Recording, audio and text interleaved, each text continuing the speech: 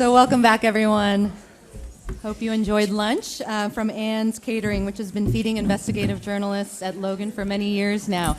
Next up is Into the Heat, Climate and Democracy in the Amazon. The moderator for this panel is going to be Giovana Girardi, a science journalist from Brazil who heads the socio-environmental coverage at Agência Pública. A reporter for more than 20 years, Giovana has worked for outlets such as O Estado de São Paulo, Folha de São Paulo, and The Scientific American. Giovana has focused her stories on climate change issues, deforestation, environmental policies, and international climate negotiations. She's been a Knight Science Journalism Fellow at MIT and a Logan Science Journalism Program Fellow at the Marine Biological Laboratory. Last year, she produced an 8-episode podcast called Tempo Quente, an investigation into how industrial, land, and agricultural interests influence the political and economic forces and prevent Brazil from acting in the fight against climate change. She'll introduce you to the panelists. Thank you.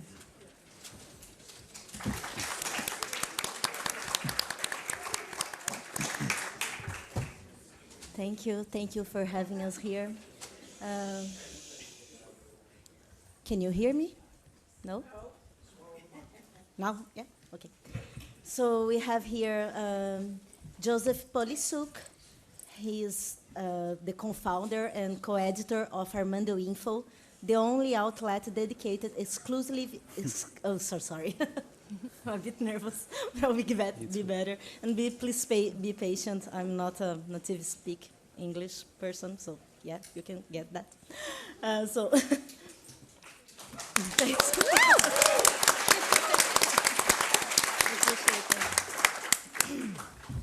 So Armando.info is the only outlet dedicated exclusively to investigative journalism in Venezuela. From there and other platforms, he has published investigations into money laundering and mineral trafficking, as well as finding of landmines in Venezuelan territory. We have also Jessica Brice. She's the senior investigative reporter from Latin America at Bloomberg News. She has lived in São Paulo, Brazil for 17 years and worked at various beats from commodities to governments and markets. And finally, we have Gabriel Uchida. She's a Brazilian journalist based in the Amazon rainforest. And since 2016, his work is focused on topics around environmental indigenous issues, human rights, or climate, and has been featured in over 120 international film festivals and published on major outlets. So we are here today to discuss, to explore the relationship between democracy and the protection of the Amazon, the environment, and land rights. In fact, we are going to discuss how the attacks on the democracy are also related to increase on the risks on the forest. So I'd like to start with some images. I think it's nice to kind of understand of what parts of the country we are talking about. Sorry. So this is the Amazon. It's the largest rainforest in the world and accounts for almost 40% of the South America. And it, next please.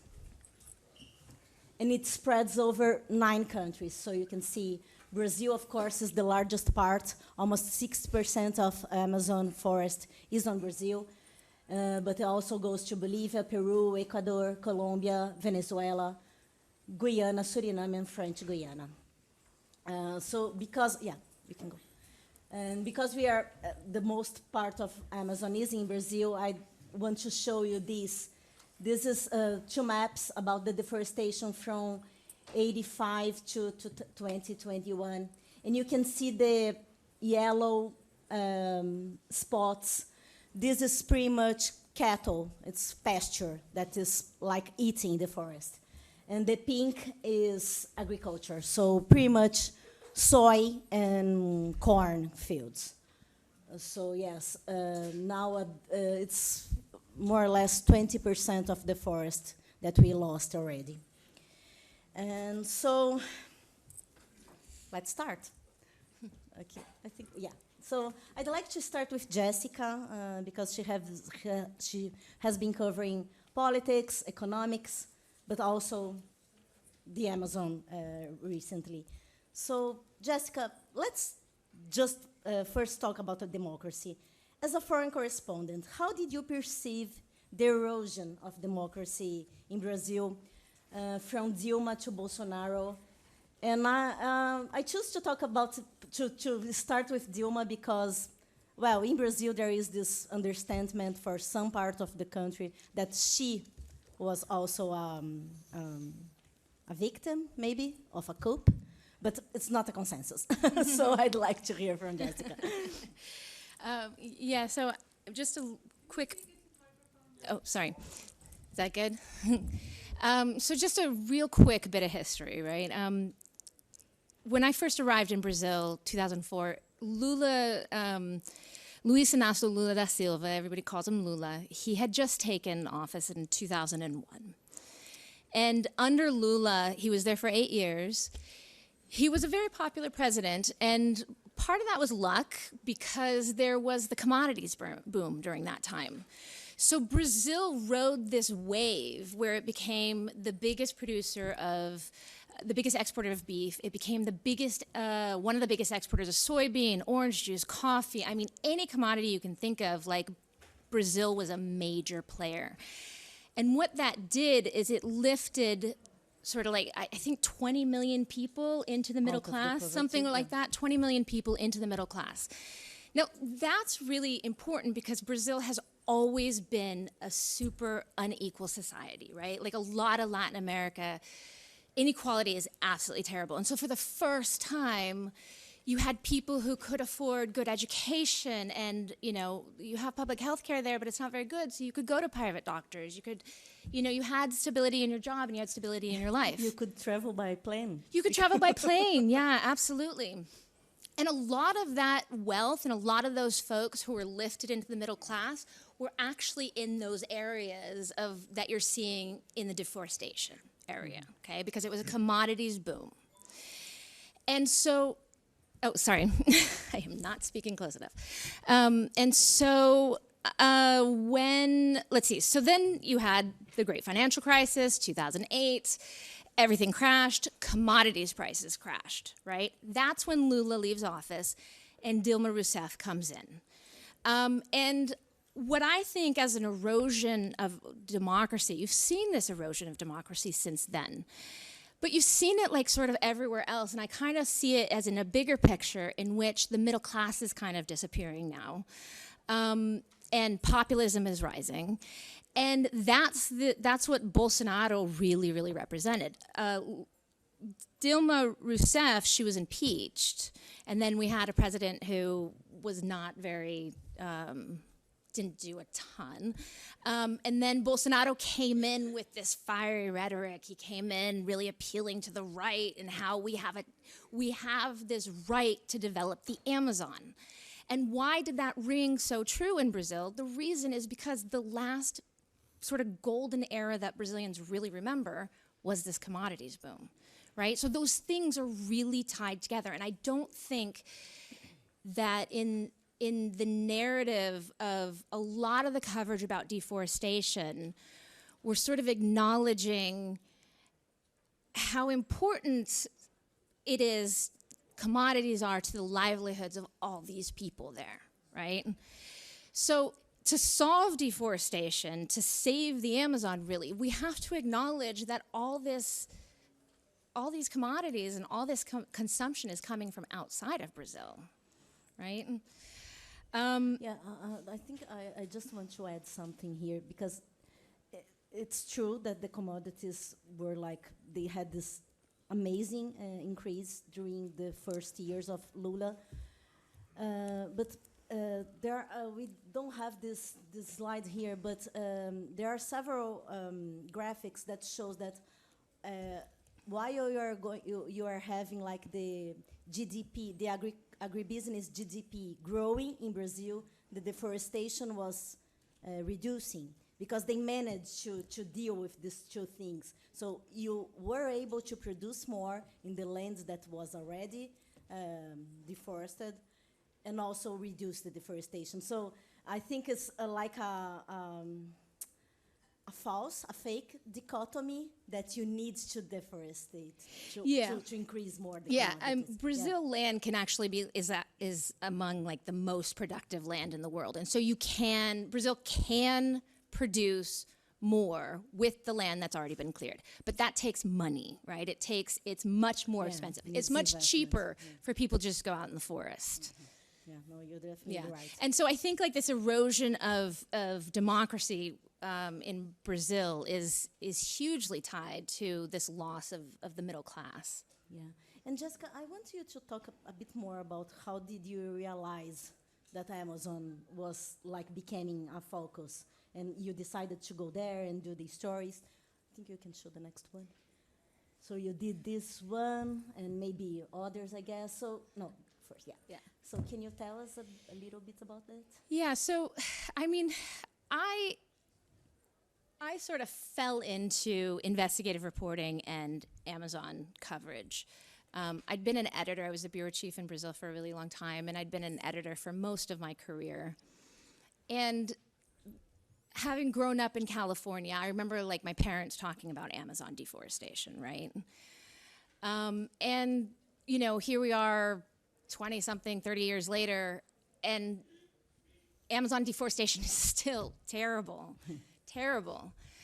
And in my head, it was like I feel like we're not getting the story right. You know, like if the world sort of everyone agrees that Amazon deforestation needs to stop. Like, why are we still having this battle, right?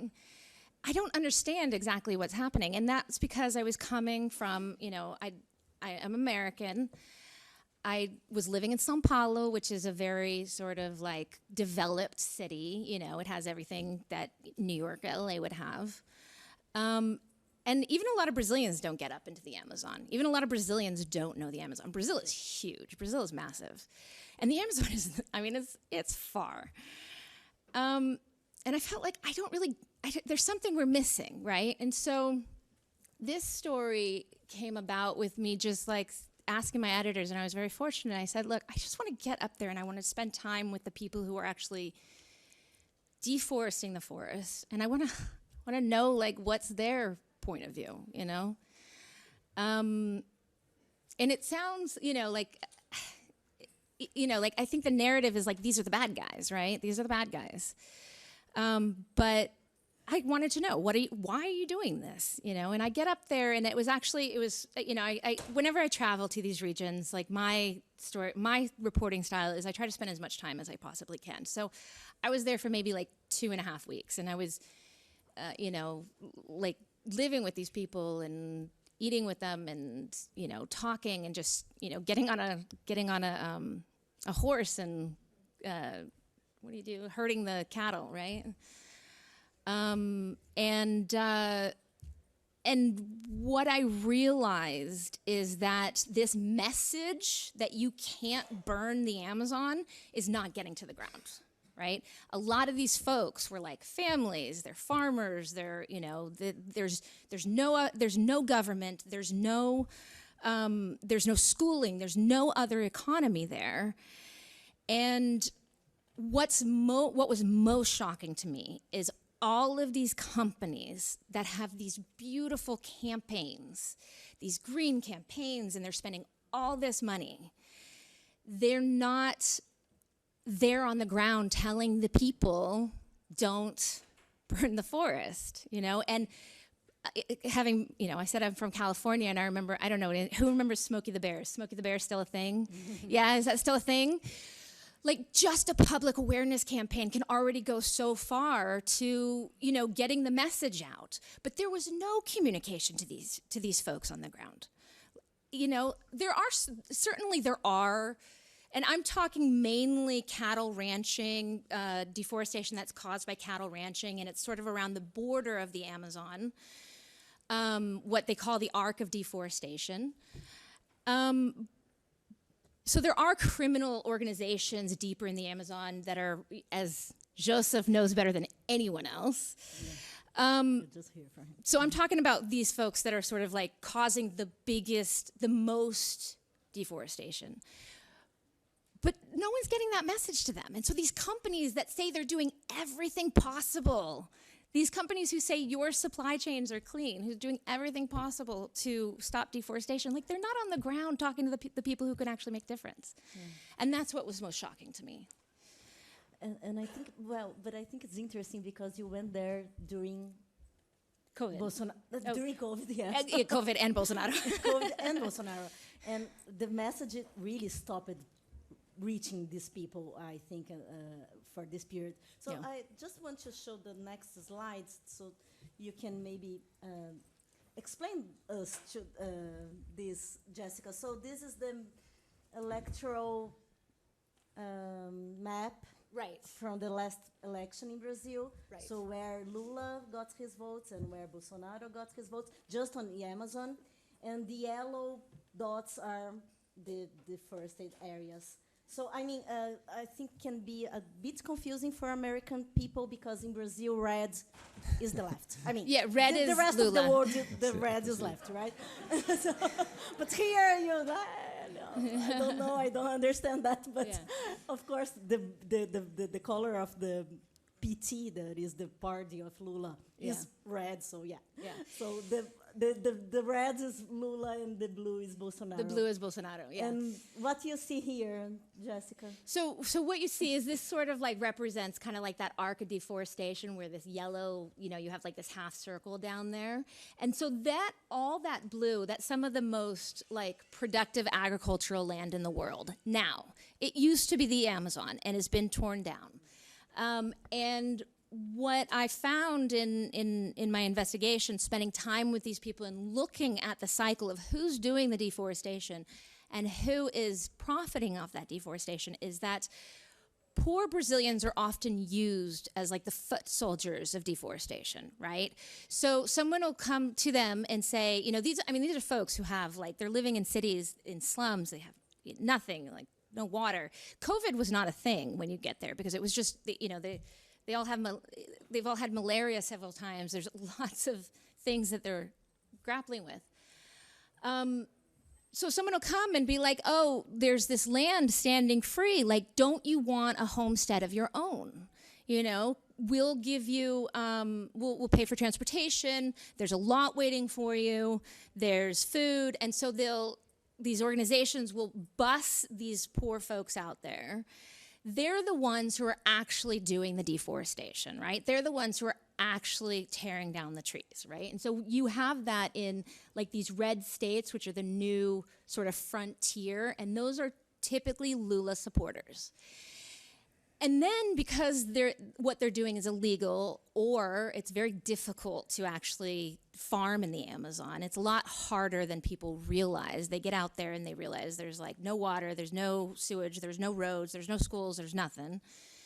They get out there, they either abandon it or they're forced off the land. Through a bunch of, legal maneuvers, it becomes legal, this land. And then you start getting like empires being built. So big farmers start accumulating it, and then eventually it turns into soy land, right? And this happens over several decades, right? This is a cycle that is going on right now. It's a cycle that started decades ago. And that's the blue area, right? Those are the people that vote for Bolsonaro, right? And they get there and they're like, well, we didn't deforest it. We didn't tear down any of the trees. We're actually replanting, and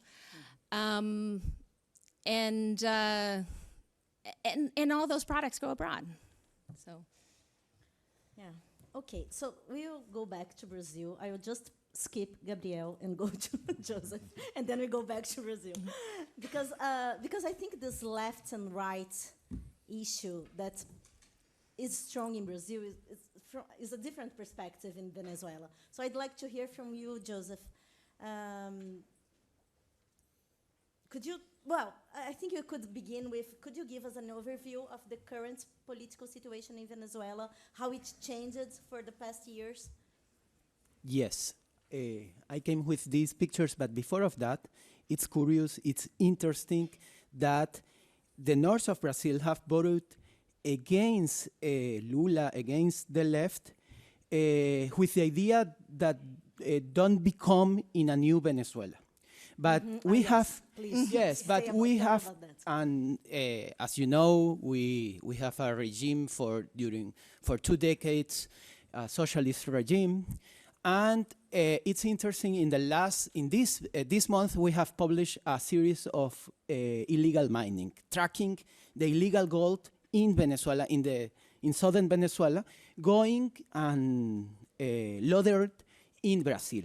And it's interesting because these states, with the people that don't want to become in Venezuela, is loading the illegal gold of Venezuela. But as we talked before, talking about the jungle, about southern Venezuela, the north of the Amazon, I came with some postcards of the last facts in Venezuela. A lot of people used to ask me if it was true that there wasn't food. And yes, even having the money, there was a time, 4 years ago, something like this, that there wasn't food. And the experts, the civil society used to define that problem as a complex humanitarian crisis. Because even having the money, we didn't have public services, basic public services, in absence of incubators. For example, this is a picture of an hospital in Puerto La Cruz, in the west, in the coast, in the Caribbean area. So, can you? Okay, things are changing a little bit. We are passing from a Cuban special period to Soviet perestroika. Yes, there are some bubbles in the main cities, Caracas, Maracaibo, Valencia, where you can see pictures like this right now. People eating in the heights, looking the city. But at the same time, there is more poverty, and there are no basic services again. So this is in the north. Our main city, our main city's main population is in the Caribbean. So in the south, I think yes. I think we couldn't put all the pictures. Sorry. No worries. Can you then we? Yeah, this. Okay, this is in the south.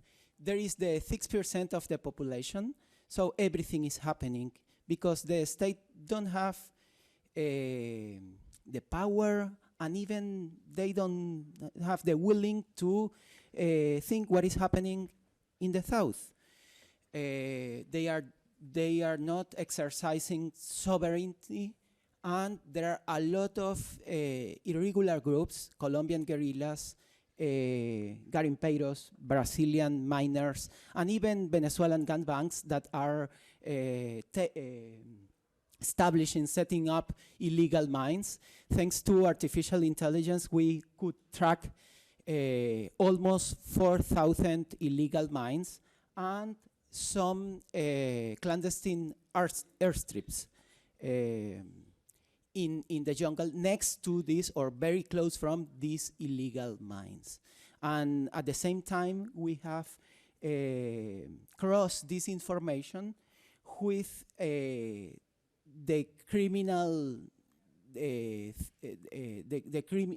we have done a criminal map, and we have seen how they are dividing and setting up and taking control of the territory. So would you say that the south part of the country is more abandoned? Like there is no police control or some kind of, that's the point, so the organized crime is growing there?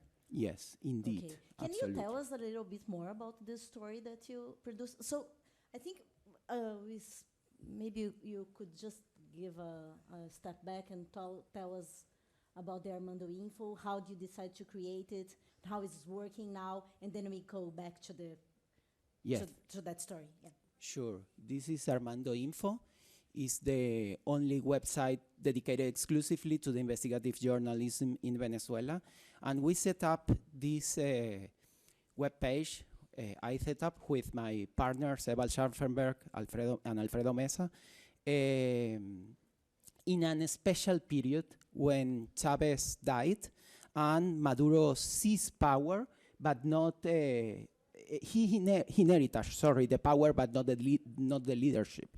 So if you cannot with the enemy, buy them, and this is what Maduro did with the traditional media. I used to work in the most important or biggest newspaper of Venezuela, one of the biggest, El Universal, and they bought the paper. So we decided to set up our own website. And now we suffer some blocks. It's a sophisticated censorship because imagine that at this time you can see our website in Oakland but not in Berkeley. Things like this is happening. This is a new mechanism of censorship, and it's not just about freedom of speech, about people don't have the information. It's difficult for us to establish and to get a business model in a country where there is no, where we have the highest hyperinflation of the world. So imagine if it's difficult to do our work in the main cities in the Caribbean, imagine in the jungle where there is no people, there are irregular groups, it's dangerous, and also there are places where it's more difficult, it's easier to go from Brazil than from Caracas. Yeah.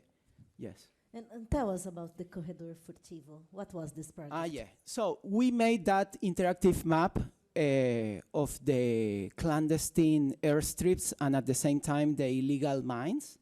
And but this wasn't a toy in order to play with tech. It was just a map in order to know where to go, because the Bolivar state, the biggest that you see, it's bigger than Germany. So we used to go to some illegal mines, but how can you understand and cover a situation from just one or two mines? So we decided to understand where are the mines in order to go to the places, and why we did it. Because during the pandemic, some sources warned us that the irregular groups, the guerrillas, were taking control of more places. So after this information, after this work, we could go to the places, and we are seeing that the indigenous communities are at risk, and they have more risks right now with that situation. And one of the main findings, that we have found is that some of them, beyond the Disney movie, some of the indigenous people have joined to the guerrillas, or in the opposite, they have established their own guerrillas, their self-defense, in order to fight against them in a place where the state don't exercise the power, but maybe because, no, this is our work. We have to prove, we are proving that they don't have the intention to do it. Okay, and you saw these indigenous moving to this kind of gangs, but they are, I believe there is also indigenous that are fighting against that. Yes, it's a human being condition. You can see in that places, even couples, marriage of indigenous with guerrillas. Oh, yes. The social fabric is changing in that place, and it's not just about deforestation or environmental problems. It's about human rights. Yeah, definitely. No, I mentioned that because we also see this kind of situation in Brazil. There are some indigenous lands that some parts of the indigenous groups were like, they got closer to illegal miners, and some of them are like defending that they should be able to to mine or to use natural resources to gain money, to improve life. And those people were like, they approached Bolsonaro because his discourse. So I want to jump to Gabriel because he is the expert on indigenous people on the table. So I just want to show before, of course, you all know the organized crime has also gained strength in the Brazilian Amazon, especially in Bolsonaro years. One of their most recent and brutal examples was the murder of the journalist Don Phillips from Guardian, and also the indigenous Bruno Pereira last June. They were both killed in the Javari Valley. I think we can show the next. So it's this region. So you can see it's like in the border of Peru. Colombia is over there. Venezuela is up, is this one without name, but you see, so all this border is like facing the invasion of organized crime, and they are using the forest as a channel to escape. So Gabriel has been doing on-the-ground reporting in indigenous territories for 8 years now. His most recent film is called The Territory, about the Uru-Eu-Wawau people. No, it's difficult even for us in Brazil to talk these names, which was shortlisted for the Oscars now this year, won over 25 prizes, including 2 at Sundance. I know there is another one, but I can't tell. So, Gabriel, you were originally from São Paulo and decided to move to Rondônia, one of the most deforested areas in Amazon, and also one of the most violent states. How did you perceive conflicts within indigenous territories in the past years? How did you see them changing? So, first of all, thank you all for coming here and for inviting me. It's a great honor to be here. So, in the past, during Bolsonaro's presidency, deforestation in the Amazon increased 60%. If you consider the whole country, deforestation in protected areas increased 94%. But these are just numbers, right? You can find these numbers on Google. But I actually live there, and I spend most of my time in the jungle with indigenous peoples. You can clearly see that I'm not an indigenous person. My mom is actually Italian. My father is Japanese. I was born in Brazil. And I was raised in São Paulo, but I decided to move to Rondônia, where is this nightmare of deforestation and crimes. So I'll tell you a story. On the 11th day of Bolsonaro's presidency, there was a massive invasion in a territory called Uru-Eu-Wawau. This territory is 2.5 times larger than the state of Delaware. Is that okay? Thanks. Sorry. So it was the very beginning of Bolsonaro's presidency, and this huge group of more than 100 armed invaders, they went to this territory, protected territory, with chainsaws and rifles, and they started to destroy everything. And the closest indigenous community was less than 2 kilometers from there. It was pretty close. And then the indigenous guys, they started to listen to those loud sounds of chainsaws and everything else, and they went there. Once they got there, these armed invaders said, now that Bolsonaro is the president, he said that he's going to clear this area for us. We're going to have the right to own this land. We're going to have the titles to this land. You're going to lose it. So we're just starting the work here. And one indigenous person was filming it with a very old phone. And then he went back to his village and started calling the police. It happened that the police did nothing. Imagine, this territory is 2.5 times the size of the state of Delaware. It's huge, it's massive. And there was not a single cop to go there and protect these guys. So they called me because I'm a journalist. I went there in the very same day. I just arrived the next day. But once I got there, and they were spreading messages on WhatsApp groups saying that they would invade the community and burn down every single house and kill all the kids. And we were just there, okay, so what should I do? I'm not a cop. Was I'm not Superman, right? Yeah, I'm and a then journalist, but I'm not another Superman. interesting point of this story is that a person who was part of this group of invaders, 2 years later, he killed one indigenous land defender who was there to protect this land. And after the murder, the police said that it was just a car accident, even though the motorcycle was just clean and fine, and there was nothing wrong about the motorcycle. And then their second theory, it was just like, this guy was having a love affair with a white girl, that's why he was killed. And then the third theory, that it's kind of the current theory, is that it was just a bar fight. It happened that this indigenous land defender, he was beaten to death, and he was already receiving death threats, lots of death threats. I received lots of death threats in that region as well. His whole family, most of my colleagues, unfortunately. So that's the reality of Bolsonaro's presidency. As a human being, he's a monster, but as someone who's deeply engaged on destroying and causing harm on every single pillar of democracy, he's a very successful man, unfortunately. So, for example, there are very few journalists there in Rondônia because it's just too risky, you know. My family, when I decided to go there, they were like, "You're out of your mind. Just you have an Italian passport. Just go to Europe, you know. Do something better." Yeah. And then 2 years ago, I tried to hire an intern, a journalist student, to work with me because it was like, okay, so there are very few journalists working here. Let's try to empower this network, or let's create a better group, you know. So I invited a few students for an interview.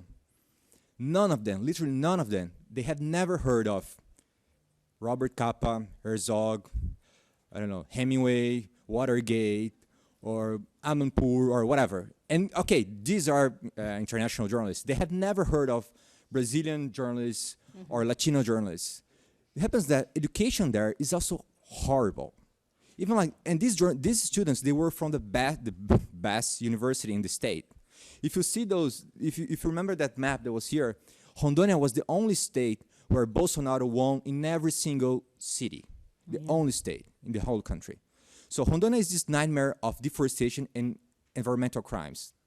And as this monster who engaged on destroying every single pillar of democracy, he not only caused harm to indigenous communities and to the environmental world or to the forest or whatever, he also caused deep harms in education, in journalism, in so many different areas. And if you go to these places, like, one thing is visiting a favela or a slum in São Paulo or Rio. Imagine that the Amazon is like a favela of a favela or favela. It's like, it's a hidden, forgotten place. Even like, for me, honestly, it's fine that you do not know much about the Amazon, because Brazilians, they don't know about the Amazon either. Sure. I was privileged to attend to good schools. I mean, good school for Brazilian standards, right? And in those schools, I never heard a single word about indigenous peoples. And nowadays, we have around 300 indigenous nations in Brazil, with more than hundreds of indigenous languages. And we know nothing about them. So the Amazon, even though it's this huge, massive chunk of forest, it's equivalent to 68% of the US territory. I mean, if it were a country, it would be the 7th largest country in the world. And how is it possible that we know nothing about it? You know? And honestly, what's going on there, it's not only about Brazilians or the other 8 countries. We do have to understand that the climate change is a real thing. It's honestly, I think it's foolish to call it climate change. It's climate emergency or climate crisis or something even worse than change, you know? So what happens there in the Amazon has real consequences, not only to Brazilians or Latinos, but also to you guys or Europeans or Asians. So telling stories about the Amazon and telling what's going on there, I do believe it's extremely important. Yeah. So that's why I decided to move there, even though my family told me to do the opposite. How are them today? Are they okay with you? At least you have prizes, right? Yeah. I told them that I started doing therapy, so they're fine now. Okay. Yeah, I went. So let's see the trailer of the movie.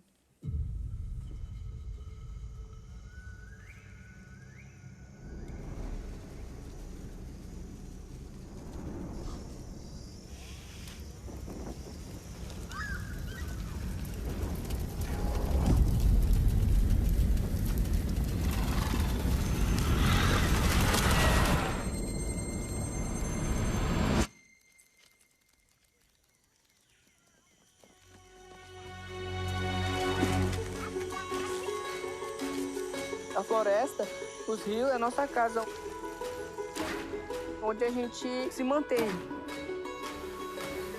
Porque o uruê-uauau é como se fosse uma barreira. Tudo desmatado. Ela é, pra mim, no meu ponto de vista, o coração, não do Brasil, mas sim do planeta em geral. O sonho brasileiro de quem está vivendo aqui é ter seu pedacinho de terra para poder trabalhar, né? Tirar ali o seu sustento.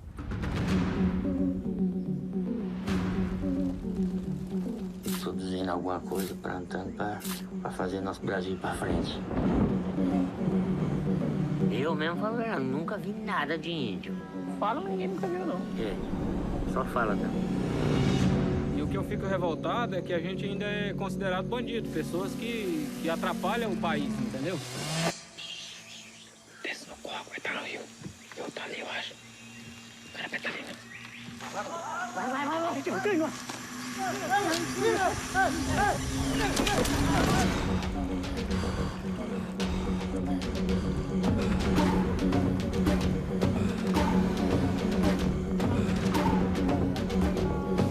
A Associação do Rio Bonito dizem que querem sua terra.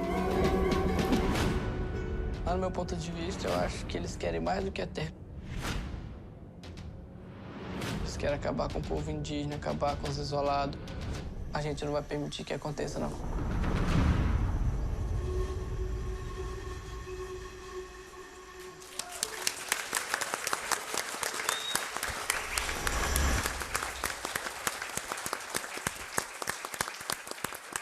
It's really amazing. I recommend you all to watch it entirely because, wow, it's like you understand what is happening. And this land issue that everybody thinks they have the right to get a chunk of the forest. So It's a little bit like the Wild West when there was the gold rush, where everyone was moving west in the United States, homesteading and claiming land. And I think, sorry to interrupt, but I mean, I think there's there's also one piece of history that I didn't mention earlier that I think is super important to understand, is that in addition to all the native indigenous Brazilians who live in the forest, during the dictatorship, during the 50s, the 60s, the 70s, the 80s, even the 90s, the Brazilian government, but also foreign governments, the World Bank built several roads into the Amazon, and they encouraged all these Brazilians to move to the Amazon. So they said, look, there's no jobs in São Paulo, there's not enough jobs in Rio, there's not enough jobs on the coast. Go into the Amazon. This is land to be claimed. And they said, this is, it's a land without men for men without land. For men without land. it was a dictatorship. Right? It was a dictatorship. Yeah. And so you have 23 million people who are not native to the Amazon region who are living in that area, and they're also staking a claim to that land. Yeah. So it's just a conflict that's been going on for decades.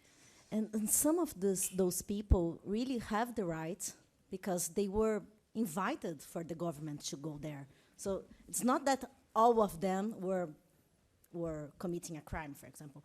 But after that, I mean, that stopped in the end of the 70s, beginning of the 80s. Since then, other people just went there and deforested the area, like grabbing everything they can. And they have no rights at all on that. We have laws, at least from saying that from 2008 to the current time, to present, you can't deforest Amazon.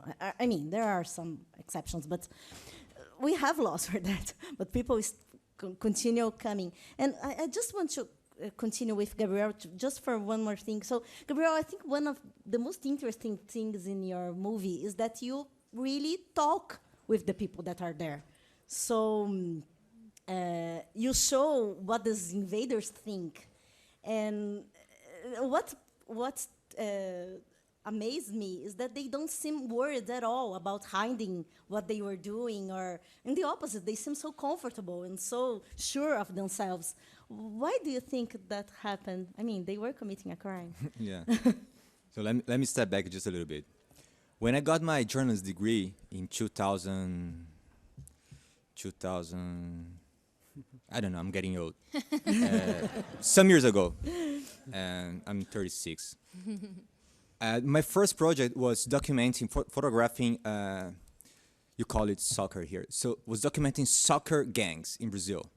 I don't know if you're aware of the British hooligan scene in the 80s and 90s. In Brazil, it's the same. Imagine that film from the 80s, the warriors of like street gangs fighting all over New York, starting in Coney Island. The soccer fans in Brazil, they are the same. So for 7 or 8 years, I was taking photos of these guys, and I was not undercover. So I was like walking around with these guys, walking around the city, watching them killing each other. So that project gave me, I think, I learned a lot from that. It gave me the ability to talk to these people and to be in these risky situations. And working in the Amazon is like that, and I need that a lot. For example, once I was caught by illegal loggers in the jungle, in the middle of the jungle, and they were pretty precise and detailed on the way that they were planning to kill me. They said that they would first of all beat me up, then undress me. I have no idea why undress me, and then tie me up and leave me alone in the middle of the forest. So I would starve to death, or an animal would eat me.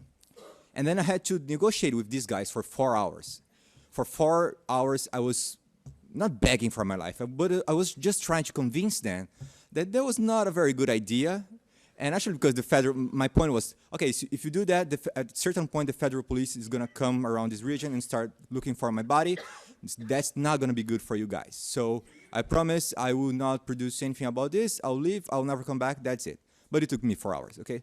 So working in these risky areas with this sort of people, I developed this sort of sense of, or this ability of, like trying to survive or how to communicate to these guys.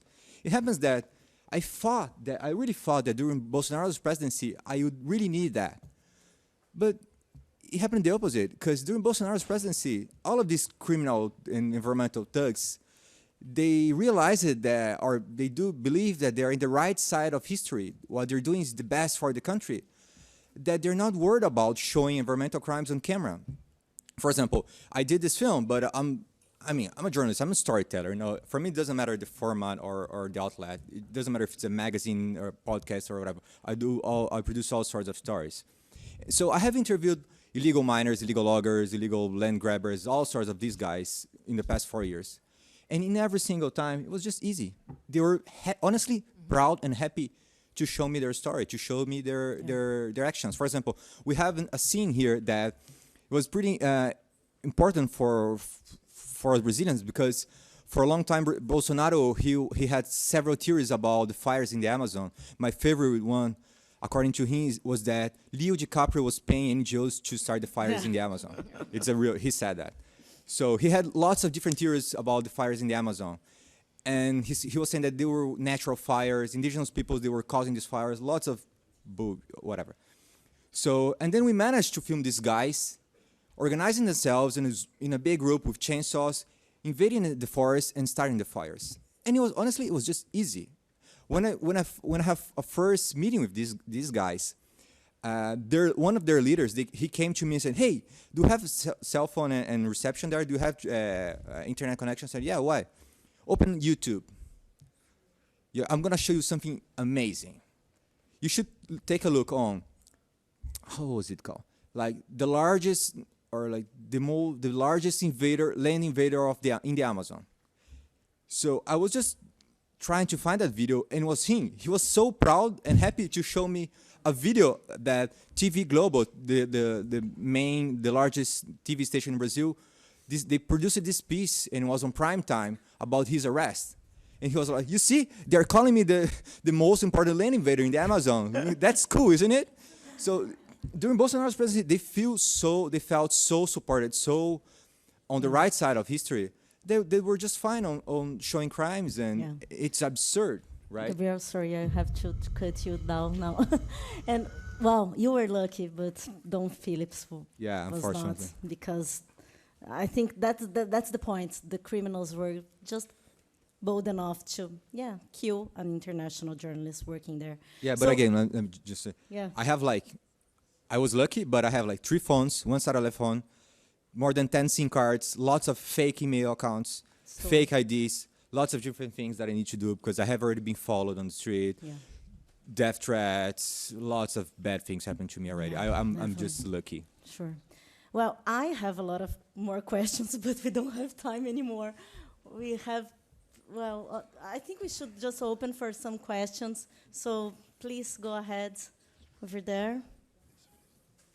In the end.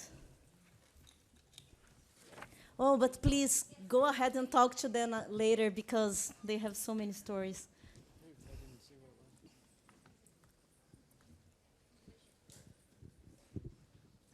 Thank you very much. Very interesting.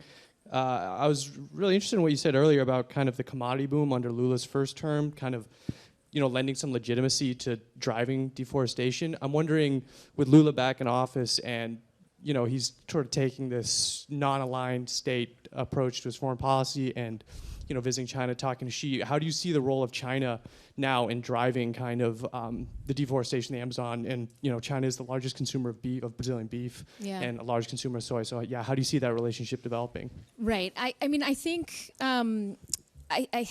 so under Lula's first 2 terms in office, 2001 to 2009, China became the most important trade partner. It surpassed the United States and became Brazil's most important trade partner. And it's only grown since then. And China buys everything, all the raw materials that are coming out of Brazil. I think that, Lula certainly is so much better than, when you're talking about Amazon policy, Lula is so much better than Bolsonaro, and specifically when it comes to, he does not have that same rhetoric to empower these criminal gangs, and when it comes to indigenous territories and protecting indigenous territories, that is, he is good at that. But when it comes to slowing parts of the Amazon, which are called undesignated lands that haven't been protected, not all of the Amazon is actually protected. It's not protected land, right? So this is undesignated land. When it comes to deforestation in those lands, look at the trips that he made to the United States recently, which was a coffee and a handshake with Biden, and the trip that he made to China, which was he went there for 6 days. It was there was this whole agenda. He took something like 100 businessmen with him, including the billionaire Batista brothers, who run JBS, who are the largest beef producers in the world. And one of the investigations that I did showed that JBS is also, their supply chain is also the biggest contributor to deforestation in the Amazon. So, yeah, the impact, the fact that, you stop selling, the US and Europe, they are putting good pressure on Brazil. But there are other markets. There's always other markets for this stuff. Yes, we are talking about black markets, and of course China have a lot of things to answer about that. But I think that the best way to attack these illegal markets is not with weapons, it's investigating and tracking the money laundering. And in the last works that we have published, we could prove that an illegal gold mine finish in the US, in Miami, triangle by Brazil. So be careful about that. And your question reminds me another thing, and I connect this with the topic of Gabriel. We could find and prove that there is a indigenous native in southern Venezuela in the Amazon area that they are a slave. They are a slave of garimpeiros, the Brazilian miners. And when we could prove that, it was incredible because we know and we alert, we warn that in China there are concentration camps with Islamic communities in the south of China. But come on, this is happening also in our hemisphere. So let's see what is happening. Let's see the Amazon. Yeah, and you mentioned that you had the gold from Venezuela that came to US. Yes, and Triangle also, by Brazil. Yeah, in and Brazil. also log that is cut in the Amazon. Is sold in New York. Is sold in New York, for example. So yes, you have a responsibility on that. Follow the money. Follow the money always. Another question. I think someone else. Right here. Okay. Hi, I'm Jordan Benipigay, the editor of ICT, formerly Indian Country Today, so we cover the indigenous world. I'm also Dene and a board member of NAJA, the Native American Journalists Association. My question is maybe for Gabriel. I'm curious how you went about reporting these stories.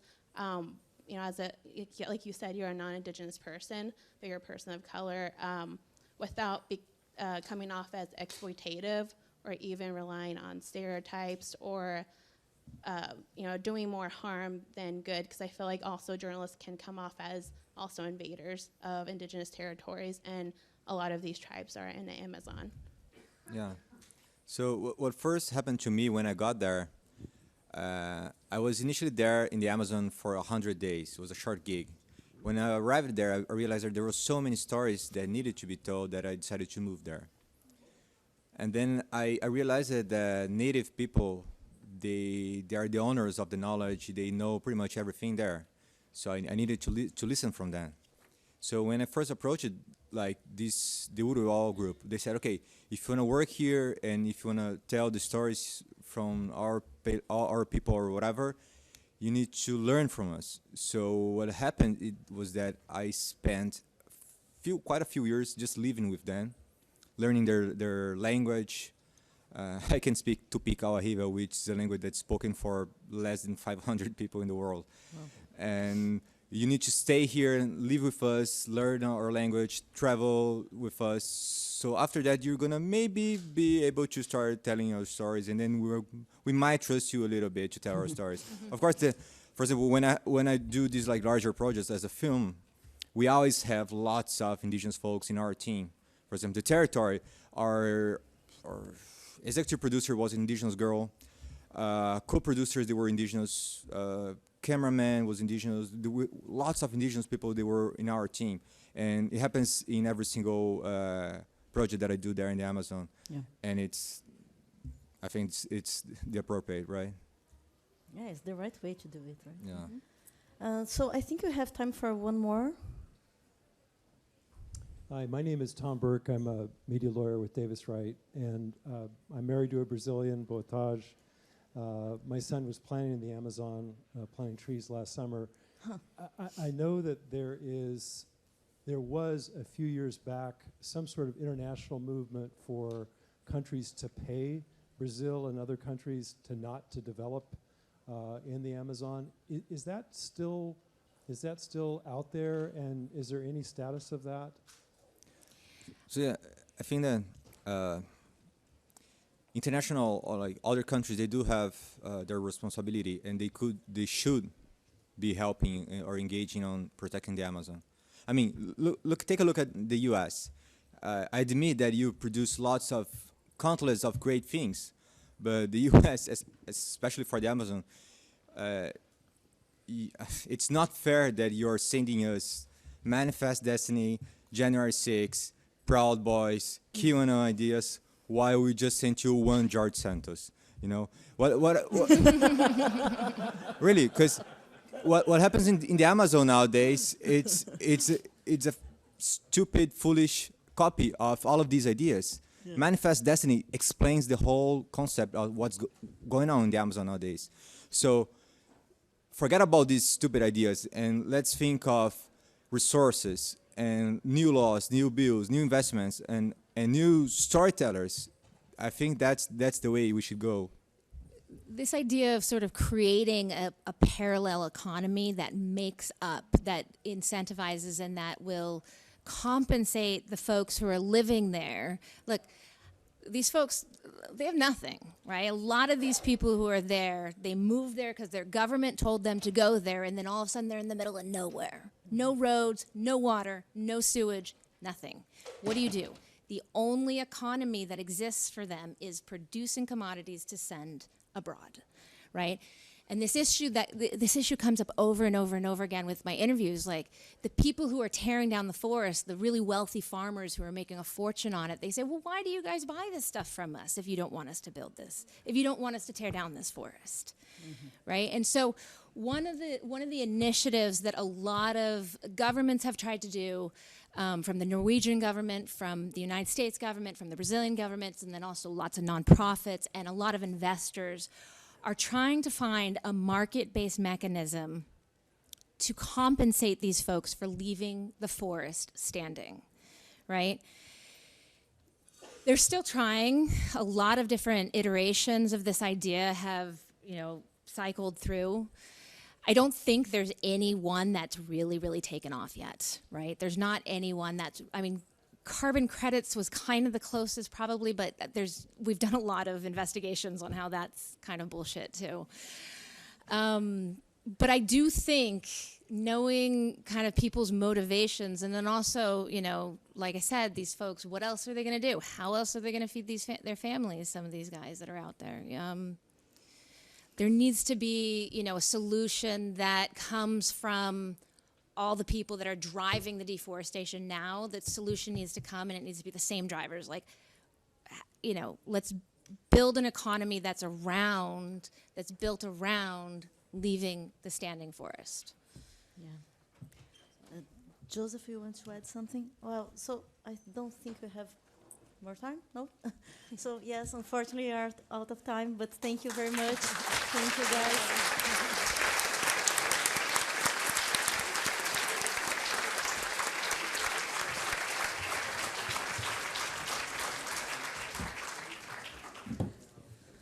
Thank you so much, Jessica, Joseph, Gabriel, and Giovana.